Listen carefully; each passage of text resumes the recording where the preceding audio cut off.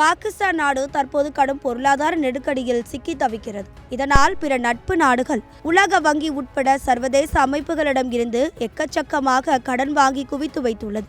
அந்த வகையில் அரபு நாடுகள், சீனா, உலக வங்கி, சர்வதேச நாணய நிதியத்திடம் இருந்து பாகிஸ்தான் அதிக அளவில் கடன் வாங்கியுள்ளது. இதற்கிடையே பாகிஸ்தான் வாங்கிய $3.5 பில்லியன் கடனை 2026ஆம் ஆண்டு ஏப்ரல் மாதம் இறுதிக்குள் செலுத்த வேண்டும் என்று ஐக்கிய அரபு அமீரகம் கெடு விதித்துள்ளது. அதன்படி ஏப்ரல் 11ஆம் தேதி $450 பில்லியன், ஏப்ரல் 17ஆம் தேதி $2 பில்லியன், ஏப்ரல் 23ஆம் தேதி $1 பில்லியன் என்று மொத்தமாக $3.5 பில்லியன் கடனை தர வேண்டும் என்று ஐக்கிய அரபு அமீரகம் உத்தரவிட்டுள்ளது. ஒருவேளை ஐக்கிய அரபு அமீரகத்தின் மொத்த கடனையும் திருப்பி செலுத்தினால் அது பாகிஸ்தானுக்கு மிகப்பெரிய பொருளாதார நெருக்கடியாக மாறலாம் என்ற நிலைமையில்தான் அந்த நாடு உள்ளது. இந்நிலையில் சவுதி அரேபியா, கத்தார் 2 நாடுகளும் பாகிஸ்தானை இந்த இக்கட்டில் இருந்து மீட்டுள்ளன. 2 நாடுகளும் சேர்ந்து 46,550 கோடி ரூபாயை பாகிஸ்தான் நாட்டுக்கு வழங்கி இருக்கிறதாம். இதனால் ஐக்கிய அரபு அமீரகத்தின் கடனை திருப்பி செலுத்துவதுடன் நாட்டு நிதி வளர்ச்சியையும் மேம்படுத்திட பாகிஸ்தானுக்கு ஒரு வாய்ப்பு கிடைத்துள்ளது. இதற்கு நன்றி கடனாக